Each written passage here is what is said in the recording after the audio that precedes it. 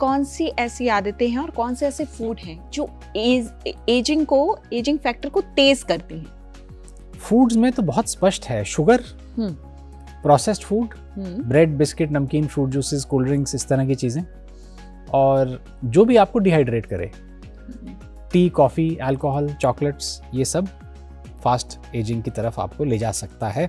ये कंट्रोवर्शियल हो सकता है, बहुत से लोग नहीं मानेंगे कि टी कॉफ़ी से कोई फ़र्क पड़ता है, लेकिन आप करके देखिए आपको कैसा महसूस होता है। साइंस अलग है अपनी तरफ, उसका एविडेंस अलग है, उसमें अपना कन्फ्यूजन भी है, अपने प्रोज एंड कॉन्स भी हैं, लेकिन इस तरह की चीज़ें हैं जो एजिंग फास्ट कर सकती हैं। चलिए अगले सवाल की तरफ बढ़ते हैं कि अगर किसी को अपना एंटी एजिंग ट्रीटमेंट शुरू करना है, मैं चाहती हूँ कि मेरी उम्र इतनी है और मैं आगे कैसे अपनी स्किन का ख्याल रखूँ जिससे एजिंग स्लो डाउन हो, तो ऐसी स्थिति में पहला स्टेप उसे क्या लेना चाहिए? पहला स्टेप जो सबसे बेसिक और सिंपल स्टेप है जो कि एजिंग को वाकई रोक सकता है, वो है स्किन को हाइड्रेटेड और मॉइस्चराइज्ड रखना। तो हाइड्रेटेड और मॉइस्चराइज्ड एक्सटर्नली भी रखें और इंटरनली भी रखें।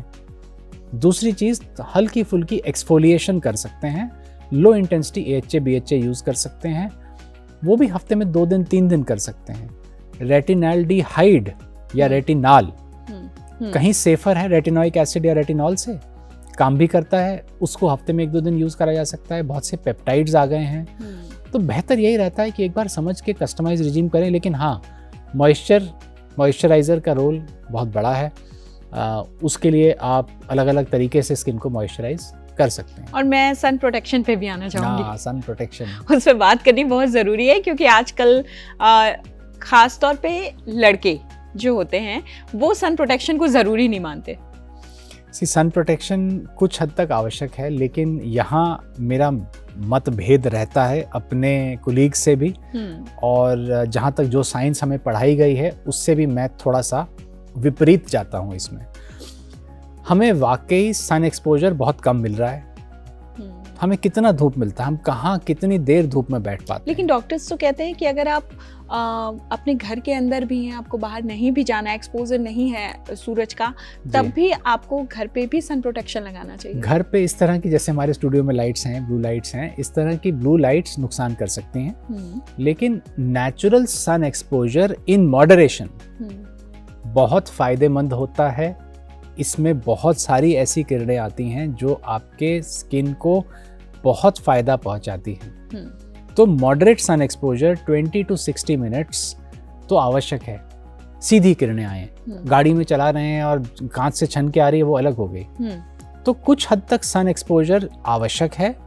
सनस्क्रीन उनके लिए चाहिए जो अभी सन को टॉलरेट ही नहीं कर पा रहे हैं, जिनको सन से एलर्जी है, जिनके शरीर में इतनी क्षमता नहीं रह गई कि जो एंटीऑक्सीडेंट इतने कम हो गए, ऑक्सीडेटिव स्ट्रेस इतना बढ़ गया कि धूप में उनको रिएक्शन आ जाता है। उनके लिए कुछ हद तक, जब तक हम उनकी टॉलरेंस बेटर ना करें, तब तक सनस्क्रीन लगा सकते हैं। तो क्या सनस्क्रीन से आपके हल्के फुल्के जो दाग धब्बे होते हैं वो गायब होते हैं? कुछ लोग, कुछ सेलिब्रिटीज तक ये कहते हैं। क्या स्किन लाइटनिंग का काम भी करता है सनस्क्रीन? सनस्क्रीन्स आजकल स्किन लाइटनिंग वाले भी आ गए हैं, मॉइस्चराइजिंग वाले भी आ गए हैं, लेकिन हाँ, सनस्क्रीन के साथ अगर स्किन लाइटनिंग या रेटिनॉल भी आ गया है सनस्क्रीन में, वो उचित नहीं है। उसका मैं हमेशा से विरोध करता आ रहा हूँ कि सनस्क्रीन होना चाहिए, लेकिन सनस्क्रीन में भी आवश्यकता उन्हीं के लिए जिनका सन एक्सपोजर बहुत ज़्यादा है, जिनकी टॉलरेंस नहीं है। बिना सनस्क्रीन के कुछ देर स्किन पे सूरज पड़ने दीजिए, वो बहुत ज़रूरी है। मैं पर्सनल, अगर अपना आप 1 मिनट दें तो मैं शेयर करूं, मैं पर्सनली कम से कम 30 से 40 मिनट 1 घंटा ऑन एन एवरेज रोज़ाना बिना सनस्क्रीन के धूप में बैठता हूं। और पिछले 10 साल में मैंने शायद 8 बार या 9 बार सनस्क्रीन नहीं लगाई है। लेकिन पिछले 10 साल में? हाँ, उससे पहले लगाते थे क्योंकि हमारी ट्रेनिंग वैसी थी। हाँ। अगला सवाल मेरा आपसे ये है कि एंटी एजिंग ट्रीटमेंट्स की जब हम बात करते हैं तो कौन वो लोग होते हैं, कौन से वो लक्षण होते हैं जिस दौरान और जिन लोगों को एंटी एजिंग ट्रीटमेंट से बचना चाहिए? जिन लोगों की स्किन बहुत एलर्जिक है, जिनकी स्किन पे, आपकी स्किन बहुत ड्राई है, अगर आपको एलर्जीज़ हैं, अगर आपको कोई connective tissue auto immune disorder है, तो बहुत सी एंटी एजिंग ट्रीटमेंट के लिए बहुत ध्यान रखना पड़ेगा। आप अपने डॉक्टर के साथ ज़रूर शेयर करें कि आपको ऑटो इम्यूनिटी है या आपकी स्किन बहुत ड्राई रहती है या बैरियर ख़राब रहता है, रेडनेस बहुत रहती है, सन एलर्जीज़ हैं, उन लोगों के लिए थोड़ा ध्यान से प्रोग्रेस करना चाहिए एंटी एजिंग में। अब मैं कुछ ऐसे सवाल आपसे पूछना चाहूँगी जिनसे फ्लडेड है सोशल मीडिया। जी। क्या वो मिथ हैं या ट्रुथ हैं? आपको एक वर्ड में जवाब देना है, मिथ या ट्रुथ। मेरा पहला सवाल ये है कि फेस योगा एंटी एजिंग के लिए कारगर है, मिथ और ट्रुथ? मिथ ही कहूँगा मैं इसको। कोलाजन ड्रिंक या पाउडर पीने से स्किन टाइट रहती है? इसका सवाल मैं यस और नो में नहीं दूंगा। इसका जवाब, प्रोटीन पीने से मसल बन जाती हैं? हाँ। नहीं बनती ना। प्रोटीन पीने से आपको एक्सरसाइज भी करना पड़ेगा, अब्जॉर्ब भी करना पड़ेगा प्रोटीन। अगर आपका पेट ही खराब है तो प्रोटीन क्या करेगा? हाँ। तो कोलेजन उनके लिए ठीक जिनका प्रोटीन इंटेक बहुत कम है, फ्रेश प्रोटीन बेटर है, लेकिन हाँ कोलेजन का कोई खास एविडेंस नहीं है, तो मिथ ही है ये। ठीक है। एंटी एजिंग सिर्फ 40+ उम्र वालों के लिए होती है, मिथ और ट्रुथ? अब तो ऐसा नहीं कहेंगे क्योंकि एंटी एजिंग के चेंजेस बहुत जल्दी आने लगे हैं। मिथ। अगला है सनस्क्रीन सिर्फ धूप में बाहर जाने के लिए जरूरी होती है, तभी लगानी चाहिए? ये तो मिथ ही है, हर तरह से, दोनों तरफ से, मेरे दृष्टिकोण से भी। ठीक है। अगला सवाल, पुरुषों को एंटी एजिंग की जरूरत नहीं होती, मिथ और ट्रुथ? एंटी एजिंग की मैंने मिथ है, तो पुरुषों को भी होती है। अगला सवाल, एंटी एजिंग आज के दौर में इसका ट्रीटमेंट कराना ये एक वैनिटी है, जरूरत नहीं है, मिथ और ट्रुथ? ये तो ट्रूथ है।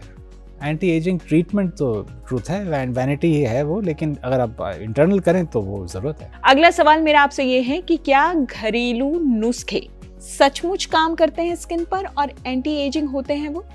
ट्रूथ, सही से यूज किए जाए तो कंडीशंस अप्लाई। ठीक है। अगला, क्या नेचुरल तरीके ज्यादा सुरक्षित हैं? नहीं, बिल्कुल नहीं।